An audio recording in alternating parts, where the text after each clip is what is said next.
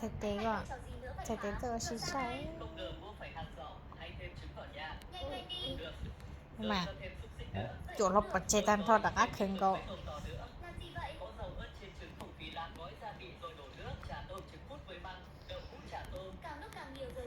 đây thì gì tên mà tính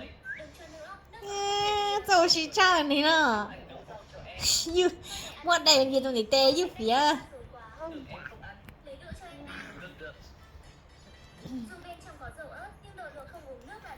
dành cầu khoản thuê thật không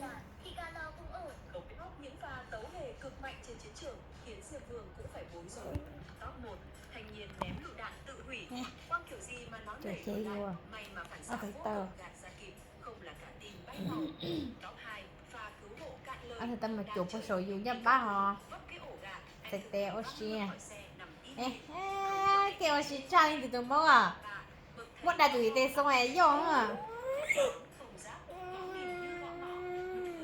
Con bột tay nọ.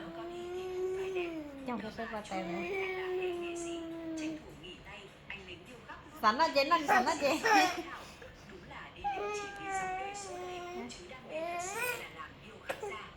Bột tay.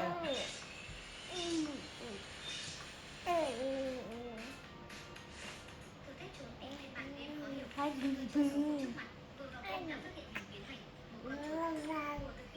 bì. Nó mì. Bố ơi lúc mì. Anh trời rồi. Xài vô hả? Xài vô. Xài vô nè, chịu đi tấm à. Đi chị cá à.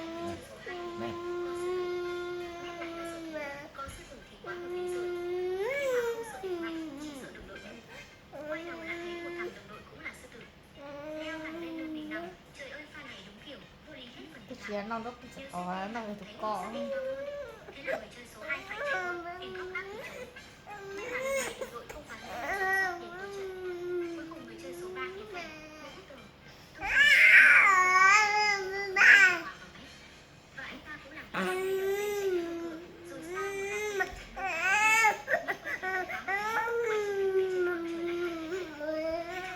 Nó nè, đây mà.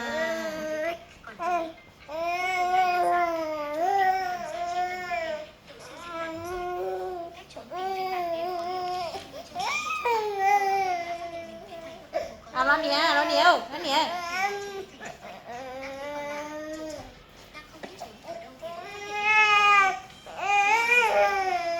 Nó đi lên nè.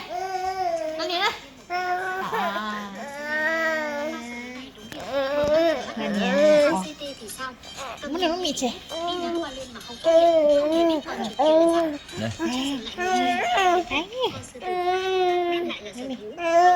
Chịu à? Mẹ.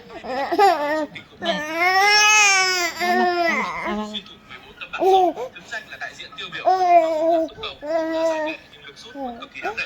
Tiếp theo là sự xuất hiện của đại thánh Paleo. Kết quả anh chỉ sút xuyên được 12 tấm. Có vẻ sau khi giải nghệ mải mê đánh gót quá chân chỉ dùng để vung gậy nên lực sút đã giảm sút rõ rệt rồi. Kế tiếp là gương mặt quen thuộc với Rory, gã thầy ma đáng mến của chúng ta. Thế nhưng sau khi treo giày, Rory dường như hơi nuông chiều bản thân, góc dáng đã bắt được thấy rõ.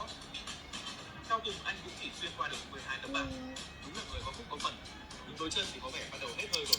Người tiếp theo đây chắc chắn ai cũng biết. Ôi cho xoắn hả? Giờ đây tóc đã bạc trắng đã rồi. Anh sút xuyên được 13 tấm bảng không. Bố để sẽ canh mùa mà. Càng già càng cay, một màn lấy lại thể diện cực kỳ ấn tượng. Thí sinh thứ 5 là đội trưởng huyền thoại của Barca Puyol, vẫn mái tóc dài đặc trưng và khí chất ngời ngời.